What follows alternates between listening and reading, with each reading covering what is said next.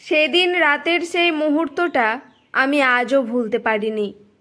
তালাটা ভেঙে মাটিতে পড়ার সঙ্গে সঙ্গে ছোটকা রফিক 1 সেকেন্ডের জন্য পিছনে তাকায়নি। তার খালি পা কাদা ছিটিয়ে সোজা দৌড়ে চলে গেল গ্রামের পশ্চিম দিকের বাঁশঝাড়ের দিকে। আমি হতভম্ব হয়ে দাঁড়িয়েছিলাম। মনে হচ্ছিল আমি যেন পৃথিবীর সবচেয়ে বড় অপরাধটা করে ফেলেছি। ঠিক তখনই হঠাৎ একটা বিকট শব্দ হলো। গোয়াল ঘরের ভেতরে বাঁধা থাকা গরুগুলো একসঙ্গে ডেকে উঠল। ছাগলগুলো লাফালাফি শুরু করলো। চারদিকের কুকুরগুলোও যেন পাগলের মতো চিৎকার করতে লাগলো। এমন শব্দ আমি জীবনে কখনো শুনিনি। আরিফ! বাবার গর্জন শুনে আমার বুক কেঁপে উঠল। আমি ঘুরে দেখি বাবা হাতে লাঠি নিয়ে দৌড়ে আসছেন, তার পিছনে দাদুও।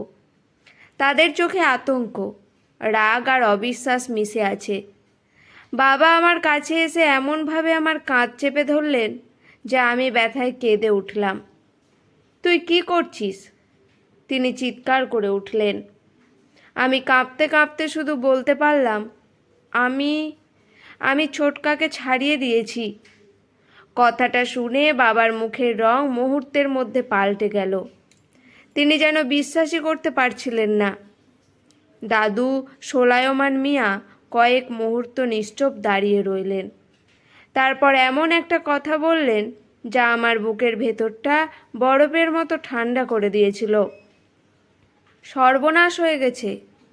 আমি অবাক হয়ে তার দিকে তাকালাম। সর্বনাশ কেন হবে? ছোটকা তো শুধু মুক্ত হয়েছে। কিন্তু দাদুর চোখে আমি যে ভয় দেখেছিলাম সেটা কোনো সাধারণ মানুষের ভয় ছিল না। ঠিক তখনই গ্রামের পশ্চিম দিক থেকে একটা বিকট আর্তচিৎকার ভেসে এলো। একজন মানুষের চিৎকার, তারপর আরেকজনের, তারপর সব কিছু আবার নিস্তব্ধ। বাবা আর দাদু একে অপরের দিকে তাকালেন। আমি দেখলাম বাবার হাত কাঁপছে। সে ওখানে গেছে। বাবা ফিসফিস করে বললেন, আমি জানতাম একদিন না একদিন এটা হবেই। দাদু দাঁত চেপে বললেন। আমি আর কিছু বুঝতে পারছিলাম না। ছোটকা কি করেছে? কেন সবাই এত ভয় পাচ্ছে? কিছুক্ষণ পর গ্রামের কয়েকজন লোক হাতে হ্যারিকেন আর মশাল নিয়ে আমাদের বাড়ির দিকে ছুটে এলো। তাদের সবার মুখে আতঙ্ক।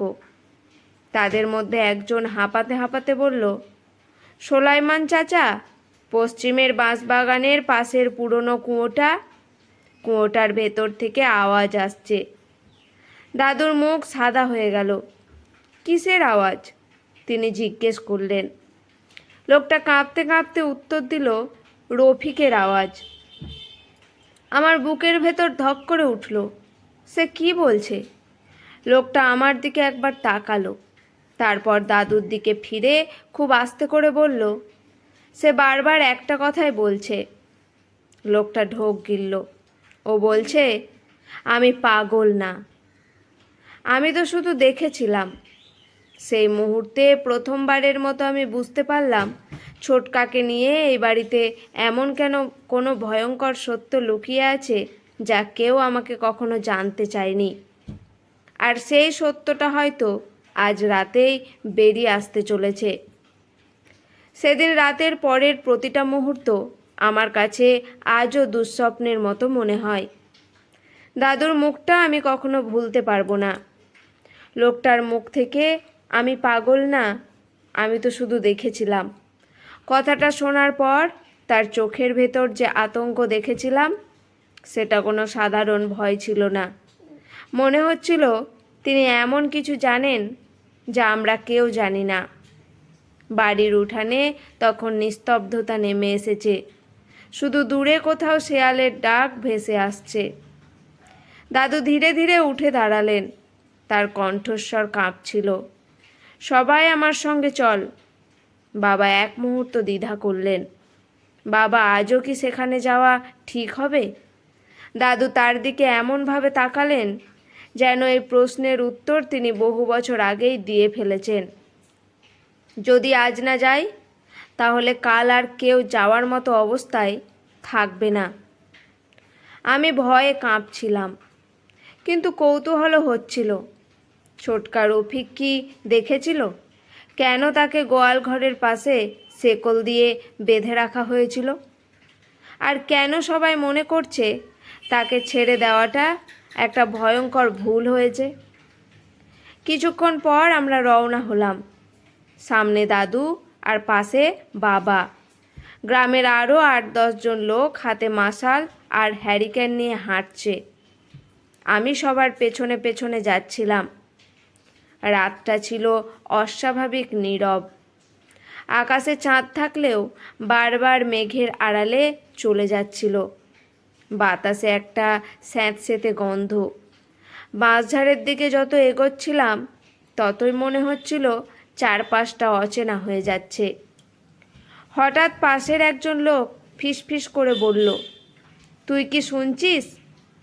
অন্যজন জিজ্ঞেস করলো, কি?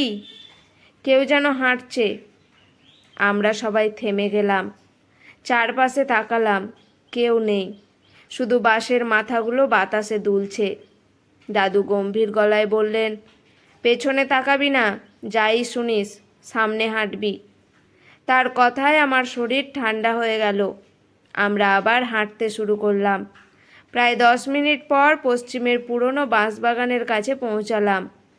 এই জায়গাটা নিয়ে ছোটবেলা থেকেই নানান গল্প শুনতাম।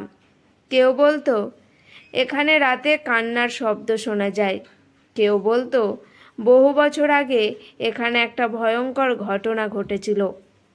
কিন্তু সেসব গল্পকে আমি কখনো গুরুত্ব দিইনি।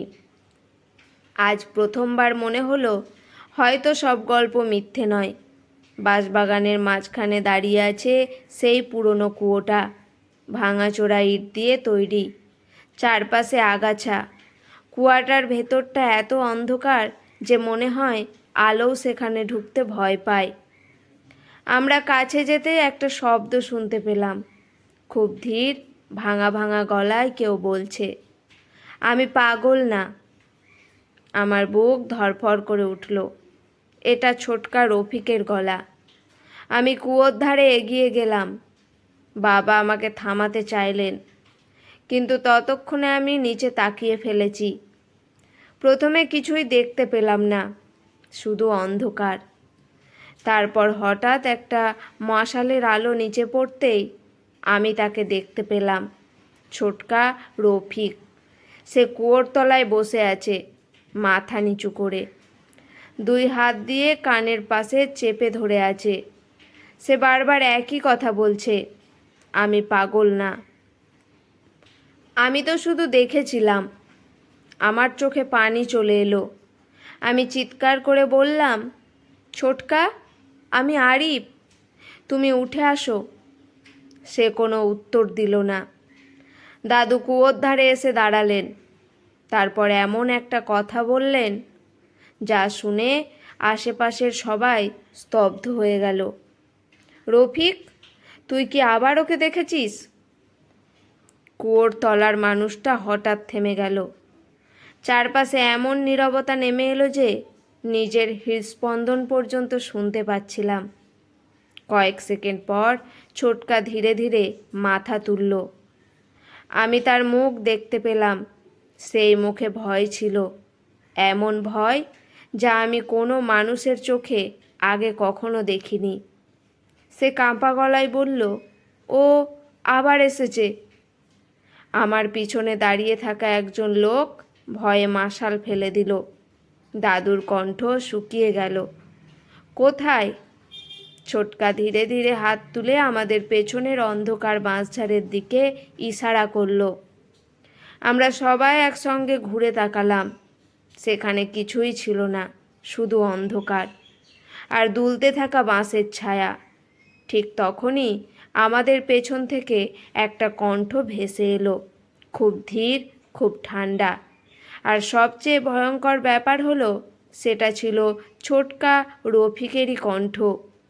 কিন্তু ছোটকা তো তখনও কুয়োর ভেতরে। কণ্ঠটা বলল, আমি তো বলেছিলাম আমি পাগল না। আমাদের সবার শরীর জমে গেল, কারণ সেই মুহূর্তে আমরা বুঝতে পারলাম কুয়োর ভেতরে যে বসে আছে সে যদি সত্যি রফিক হয় তাহলে আমাদের পেছনে দাঁড়িয়ে থাকা মানুষটা কে? আজকের এই পর্বটি এখানেই সমাপ্ত। গল্পটির দ্বিতীয় তৃতীয় পর্ব কেমন লাগলো অবশ্যই জানাবেন। পরবর্তী পর্ব শুনতে চ্যানেলটি সাবস্ক্রাইব করে পাশে থাকবেন।